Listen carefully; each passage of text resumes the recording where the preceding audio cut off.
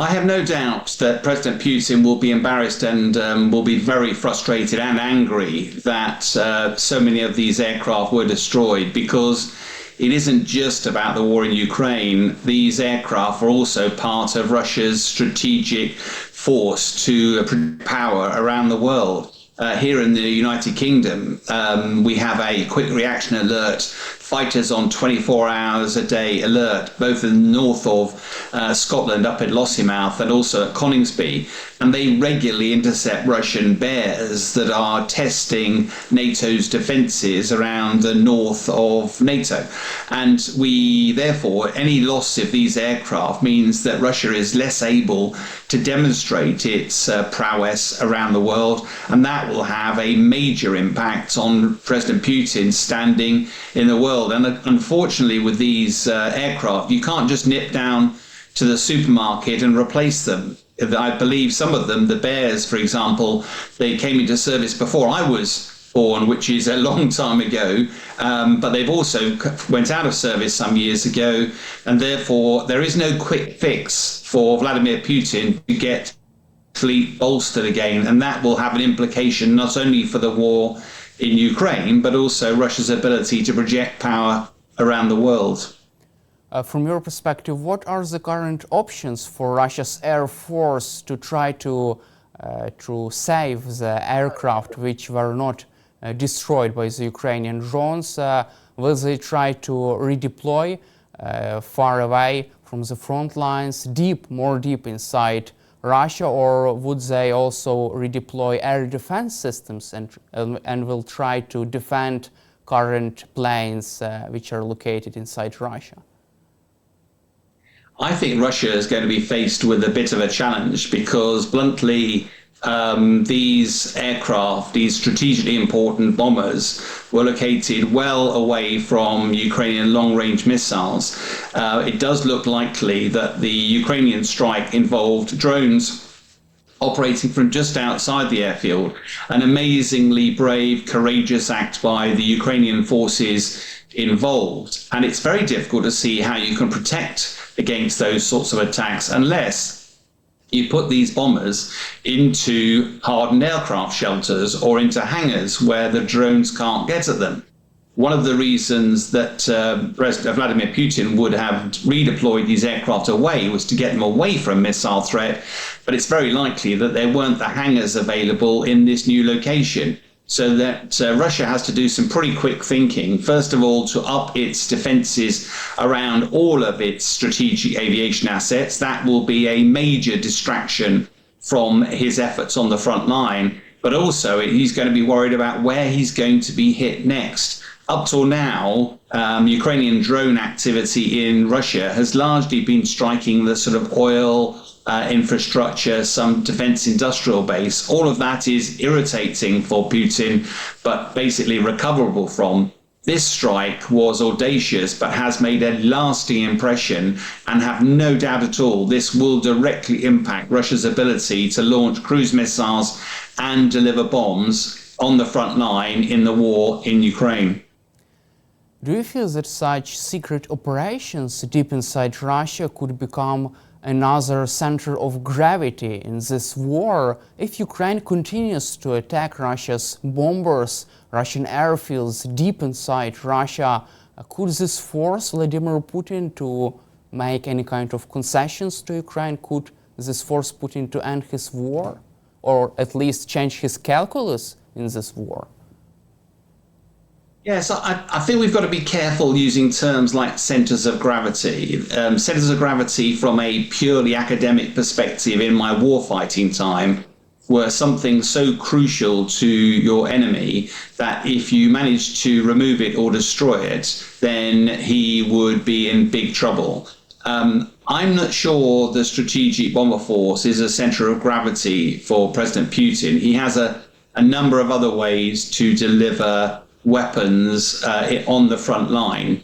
It undoubtedly will have an impact, but not really a strategic center of gravity. I think a center of gravity might be Putin's ability to fund the war and also public support for the war. And I think those things are something that President Putin will undoubtedly be trying very carefully to preserve those. So in answer to your question, I don't think these strikes are going to bring the war to an end, but I do think it's undoubtedly these will have hurt Russia. They will have hurt President Putin. His anger was evident when he launched a tirade of attacks across the whole of Ukraine. Whilst that was damaging, it wasn't actually furthering his war aims at all, but was largely an act of anger and frustration at Ukraine's success. Also, Ukraine has struck the Kerch bridge for the third time using underwater explosions, and also secret agents tried to destroy this bridge for another time. What is your assessment of this operations regarding the Kerch bridge, and how could this influence the outcome of this war? Yes, the Kerch Bridge is a really interesting case study because when Ukraine exploded that lorry load of explosives in the bridge, that caused devastating impact, closed the bridge for some time. But of course, so at that moment, it was tactically a very important strike. The strategic impact was that Russia therefore stepped up its protection of that bridge because it knew it was going to be targeted. And now it's proving a lot more difficult for Ukraine to strike the bridge. It is a vital arterial link between Russia and Crimea, and therefore also a quite legitimate target. But the most recent attacks, which were sort of underwater on one of the main supports for the bridge, don't appear to have been effective at taking down the bridge. They were undoubtedly a surprise for Russia. So I think the earlier attack with a lorry exploding in the middle of the bridge was far more effective than this latest attack. What it does do is reminds Russia that it has to look after the bridge. But frankly, unless Ukraine takes the bridge down and coordinates that with other action, I don't think it'll have much impact on the war. Let's also cover my final question in this regarding this topic of the war in Ukraine. U.S. President Trump's stance on Ukraine. U.S. President Donald Trump had another phone call with Vladimir Putin. Putin congratulated him on his birthday. How can you assess this endless phone calls between Trump and Putin without any kind of significant result? Do you feel that Trump has been played by Vladimir Putin for so many weeks, and do you expect any kind of sanctions against Russia from the US government? I've a lot of time on media. I've been asked this question, and I've spoken to a lot of my American colleagues, particularly former military colleagues. Their perspective on this is that most political leaders operate with a sort of core intent. What is their belief system?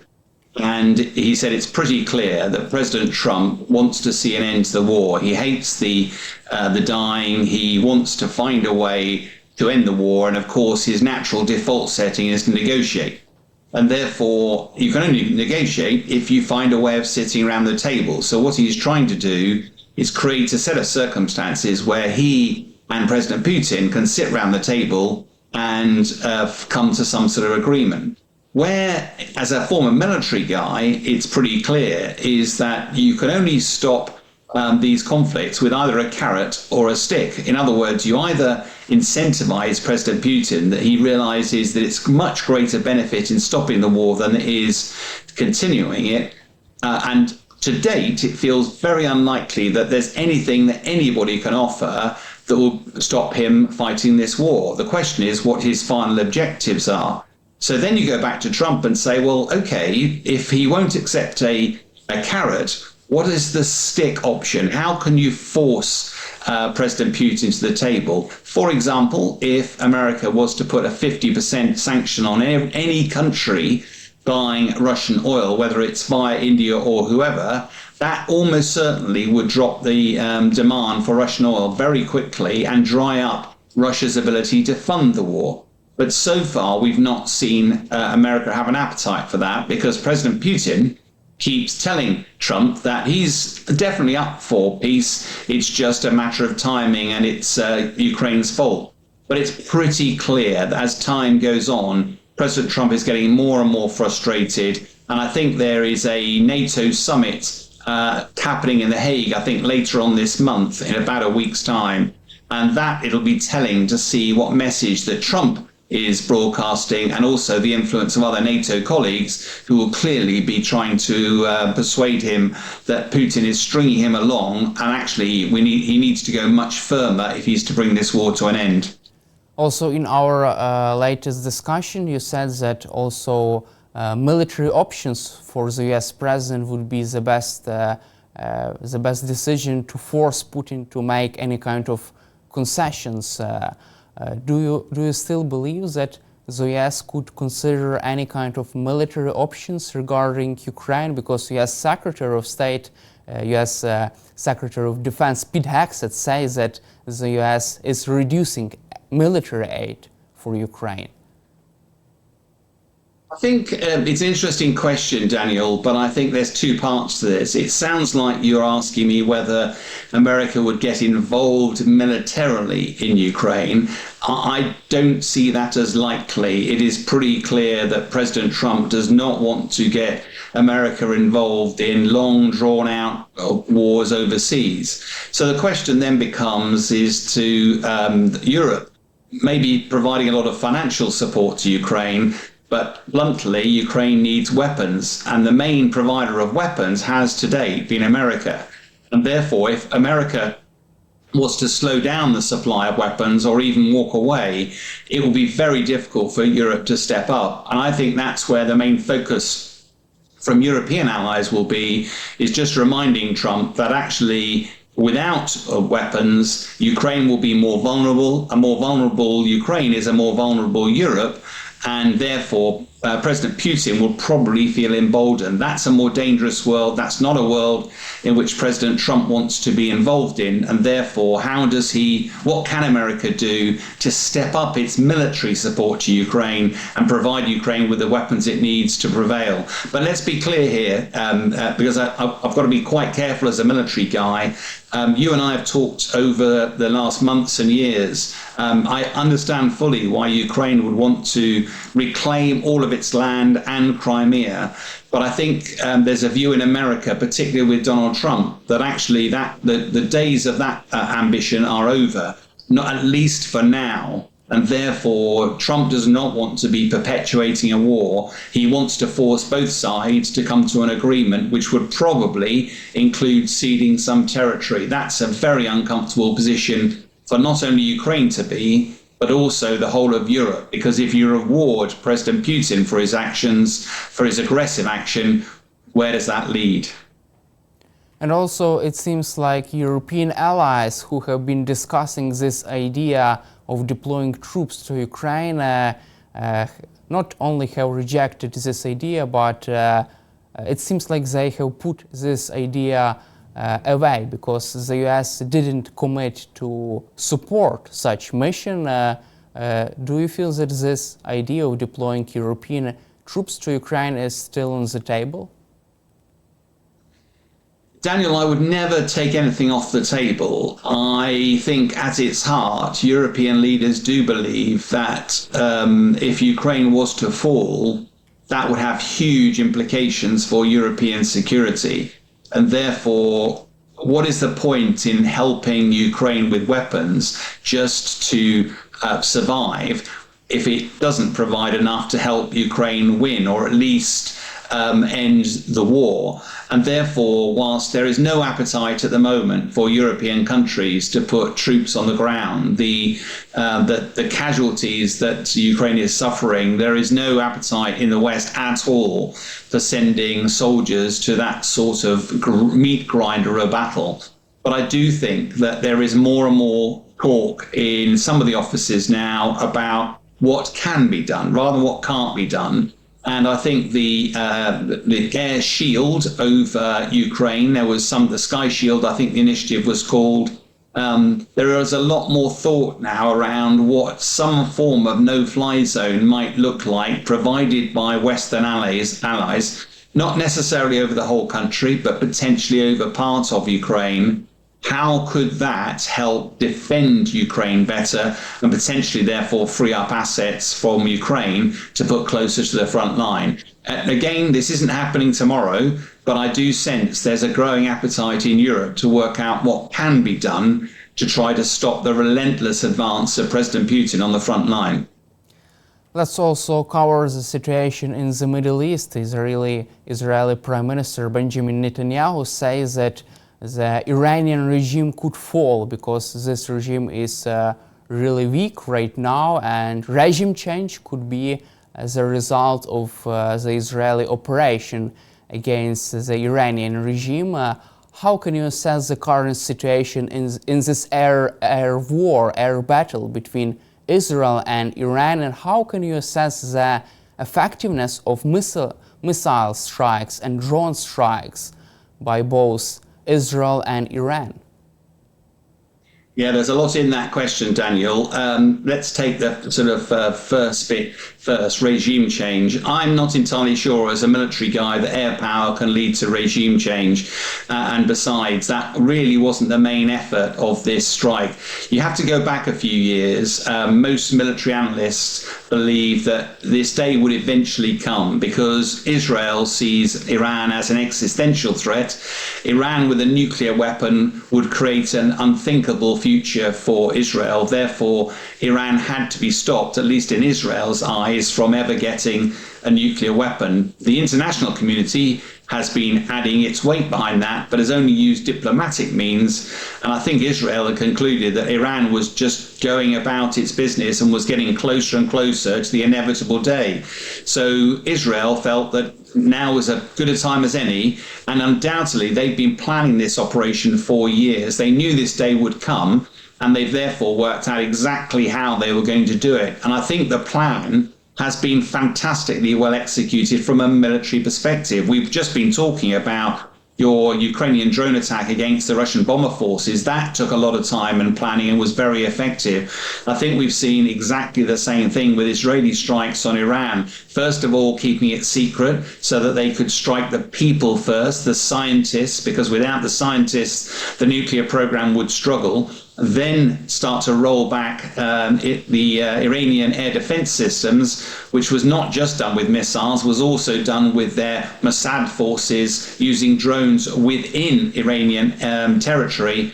And then once they've rolled back and you've now got their Israeli F-35s operating with impunity, Israel's got air superiority all the way across western Iran, all the way up to Tehran, and now are operating with impunity. And it's a little bit like you being in Kyiv with the Russian jets operating freely overhead at the moment. Even though Russia's got an upper hand, they don't have that luxury. So Iran has been exposed. The nuclear program is the number one priority. Although Benjamin Netanyahu is hinting at regime change, let's not lose sight of the fact that the main aim of this is to actually degrade and ultimately destroy Iran's fledgling nuclear capability. Is Israel capable of fully destroying Iranian nuclear program without the support and without the involvement of the United States? Israel's probably the dominant military power in the region, and I have little doubt that America would not want to be directly involved in any attack on Iran. That would have all sorts of consequences, and therefore Israel would manage.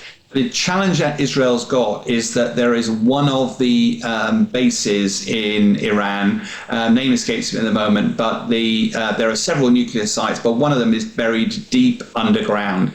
The Israelis have bunker busters, GBU-28s. They are 5,000-pound bombs. That's 5 times the size of the 1,000-pound bombs that I used to fly with in the military. They're designed specifically. They're slightly sleeker than a normal bomb. They've got a special penetrator head on them to get them deep underground before they explode, with a special delay on the timing fuse as well.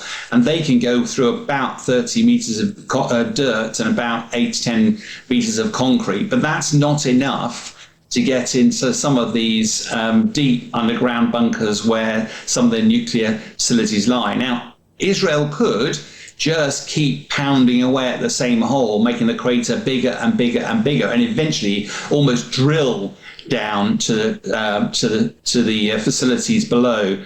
But the one bomb that probably will make life easier is the 30,000 pound mother of all bombs. It's called the MOP in reality, Massive Ordnance Penetrator. That's 30,000 pounds of high explosive. It's only the America that's got these. The trouble is those bombs weigh more than many military fast jets anyway. So the only aircraft that can use it is the B-2 Spirit bomber, the very expensive, very capable American bomber. So if it was to be used, it would have to come from an American bomber that would directly involve America in the fight. And I think that's why we saw yesterday President Trump spend well over an hour with his advisors talking about options. Do they want to get directly involved? Do they want to stop Iran getting the nuclear bomb, which is something President Trump has talked directly about? But of course, if they were to attack Iran directly, a lot of US and UK military bases are certainly within range of the Iranian weapon systems. And that's something that I think President Trump will be very mindful of. You just mentioned about Trump's meeting with his national security team. According to Axios, Trump is considering joining the war against Iran and participating in this operation to obliterate Iranian nuclear program. From your perspective, what are the chances that the US would finally join Israel in destroying these nuclear sites, and do you believe that Iran could retaliate not only against American military bases, but also against the United States continental territory? Yeah, it's a huge question, and the honest answer is we just don't know, Daniel.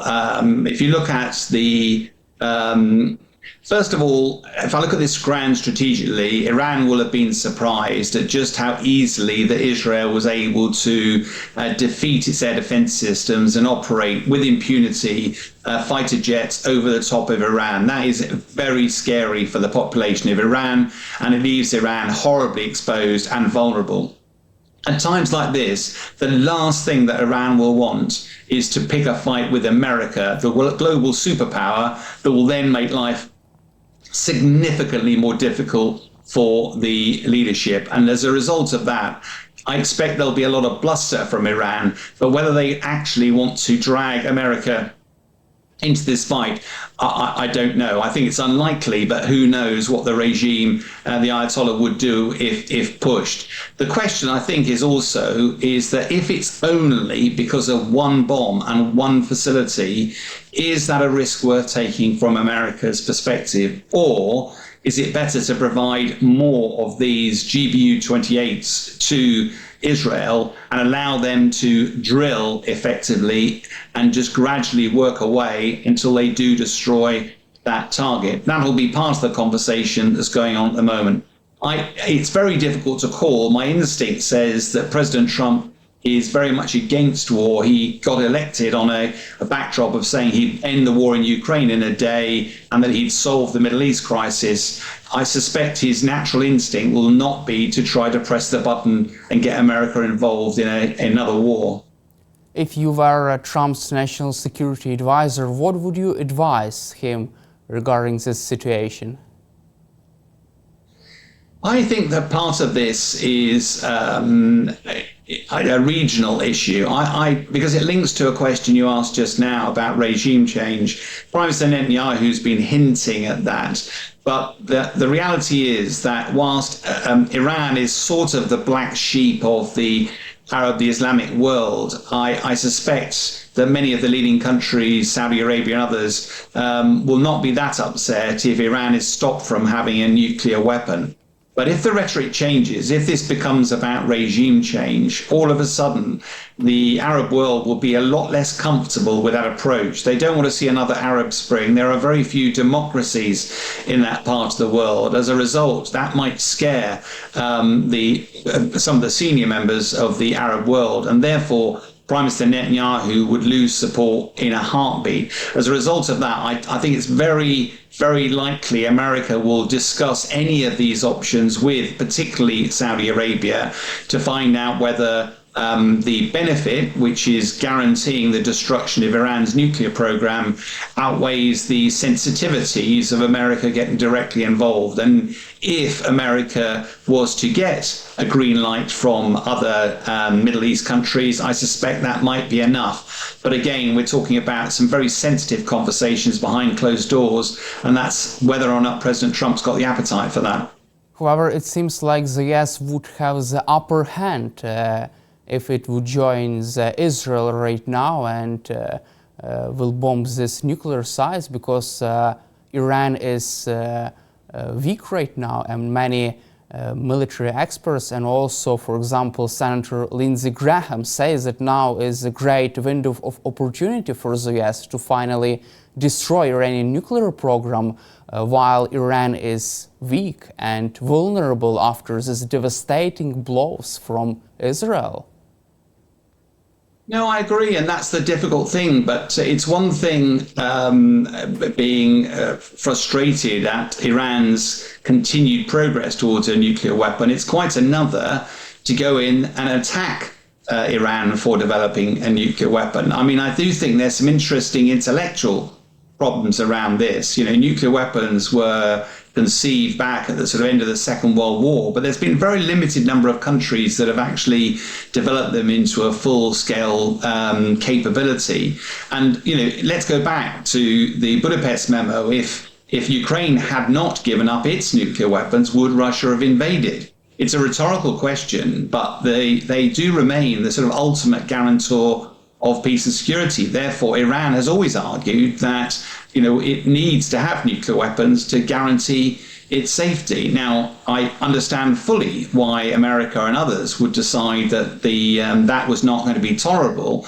But even so, it's a big step to go in and actually start to take out all the Iranian facilities. And I do think here we're talking about, can you destroy Hamas? The answer is no. Can you degrade it? Yes. Can you destroy Iran's ability to develop nuclear weapons? No. Can you degrade it and put that program back decades? Yes. And I think the analysis will be all about how much has the recent attacks delayed, deferred Iran's ability to develop nuclear weapons. And if that's measured in decades rather than months, then, you know, eventually somebody will call a halt and resume diplomatic talks. But I do think Prime Minister Netanyahu sees this as a once-in-a-generation window of opportunity to finally destroy Iran's capability, and I don't see him stopping until that's finished.